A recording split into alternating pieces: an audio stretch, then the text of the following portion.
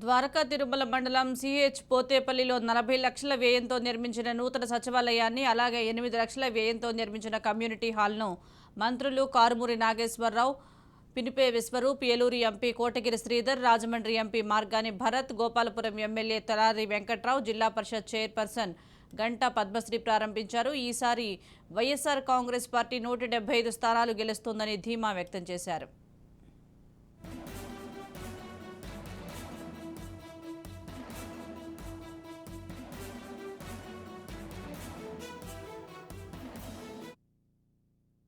చంద్రబాబు నాయుడు గారు తొలి మంత్రి అయ్యి మొన్న లాస్ట్ టైం కలెక్టర్ మీటింగ్ ఉంటుంది ప్రమాణ స్వీకారం అవగానే.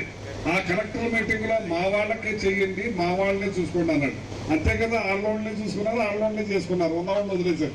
మళ్ళీ ఈయన ముఖ్యమంత్రి అయ్యి కనకదుర్గ దగ్గరికి వెళ్ళి మా ఆయన ఒక్క రూపాయి కూడా తినలేదు, మా ఆయన 2 ఎకరాల వ్యక్తే, మా ఆయన 2 ఎకరాలుగానే ఉన్నాడు, నీతివంతుడు నిజాయవంతుడు, ఎవరి సొమ్ము తినలేదని ప్రమాణ స్వీకారం చేసి బయలుదేరు.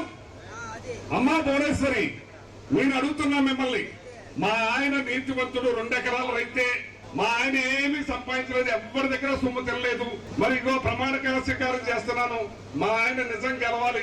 నిజం ఏంటంటే మీ ఆయన దోచుకు తిన్నారు, మీ ఆయన నోటి మాటలతోటే ఆ రోజు ఏదైతే మోడీ గారికి పిల్లలు లేదు, భార్య లేరు, పిల్లలు లేరు, జల్లలు లేరు, నాకు భార్య ఉంది, నా కొడుకున్నాడు, కోళ్ళు ఉంది, మనవడు ఉన్నాడు, 1,00,000 కోట్ల ఆస్తి ఉంది అన్నాడు. 1,00,000 కోట్ల ఆస్తి ఎక్కడి నుంచి వచ్చింది?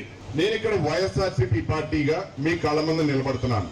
ఈ రోజు రాజకీయాల్లోకి వచ్చింది జగన్మోహన్ రెడ్డి గారి ద్వారా న్యాయం చేయదు.